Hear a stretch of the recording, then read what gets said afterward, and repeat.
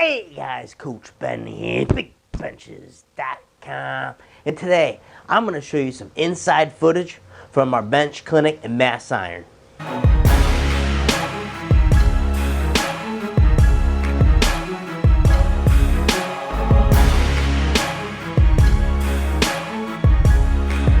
First off, I just want to say thank you to Mass Iron for having me out. They're located in Hanson, Massachusetts. Definitely check them out. It was a fantastic time. Great group of athletes. Our biggest bench clinic yet. Pretty much sold the event out. So I just want to say thank you to them. Check out Mass Iron. Great gym, awesome atmosphere, and great people there. Enjoy this one. Alrighty, so we're going to start with warm up here. Just for injury prevention. Yeah, it's one of those things where with the warm-up you don't really think of it too much until after something bad happens, and then you're like, well shit, I should have probably done a little bit more to prep myself that day. If you have tight traps, thanks Alex, it's going to be tremendously difficult. Even if you want to keep your shoulder blades pinched and depressed down, you're not going to be able to maintain that very well. So you'll get to a certain intensity, you'll get to a certain rep range of fatigue, that you're going to find that your shoulders want to glide up out of position. You're not going to be able to maintain that position very long, or you just can't get there at all. I'll start with a peanut ball. What I like to do as well with this is not only we're getting that soft tissue between the scap, we're also going to be able to work on our extension through our T-spine. Definitely want to start just under the base of the skull, and I'm just going to do a few head nods, and I can even put some pressure down on the ball.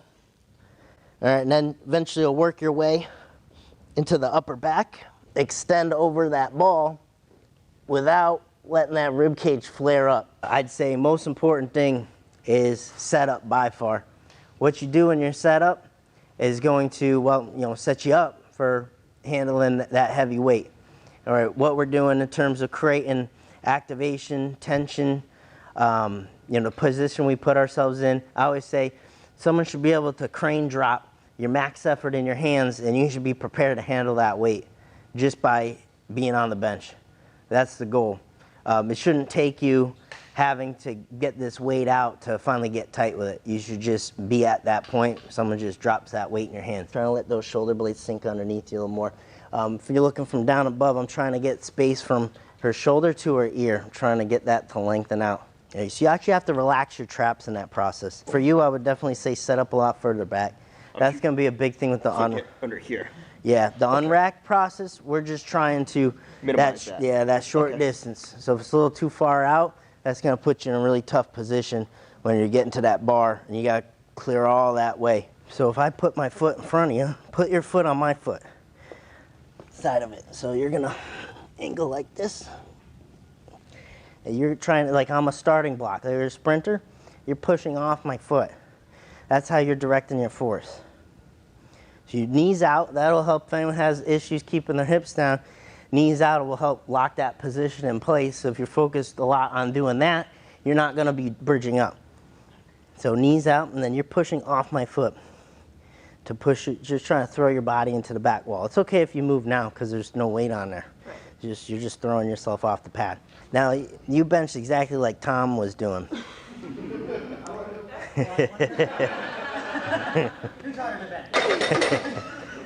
So that would be the same thing I was telling him for you, is if you want to come out with your feet a little bit more, you're already probably going to start feeling your hips more. Yeah. And your toes already turned out a bit, so you'll get more out of using the hips and if you make that adjustment with the stance. Okay. Yep, so this is great.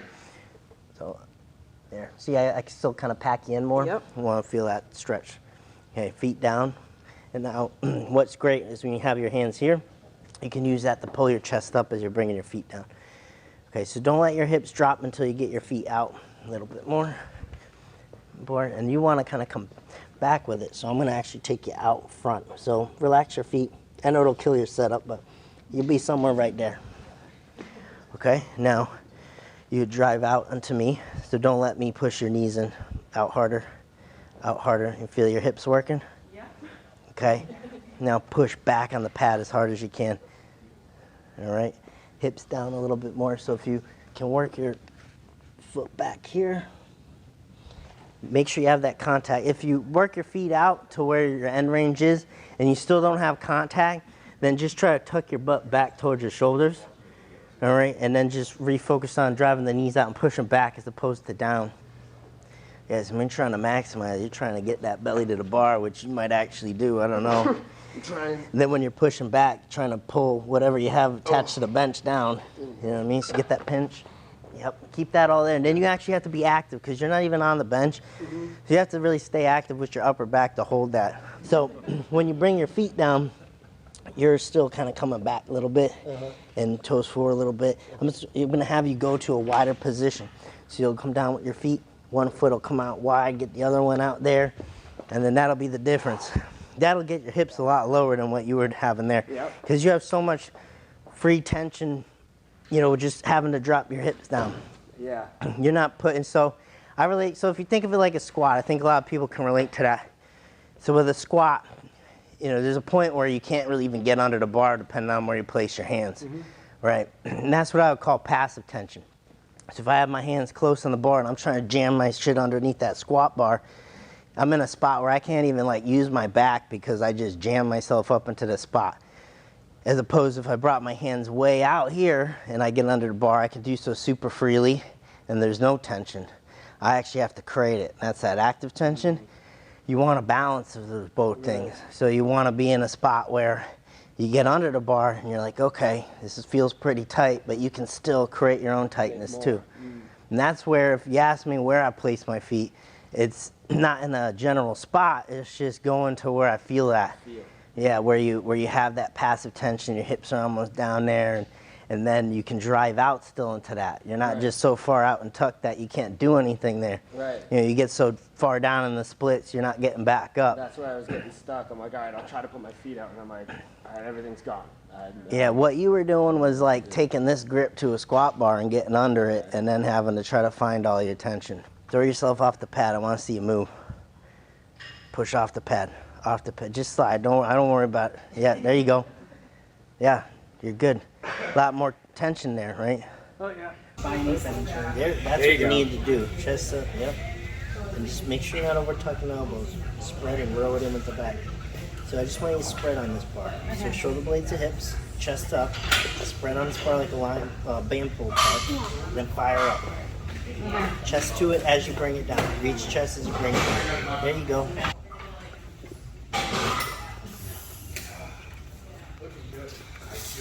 We got any shirty stuff going on yet?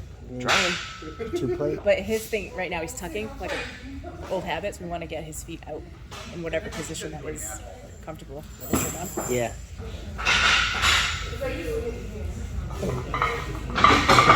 Roll your shoulders. It should only come down so much because of the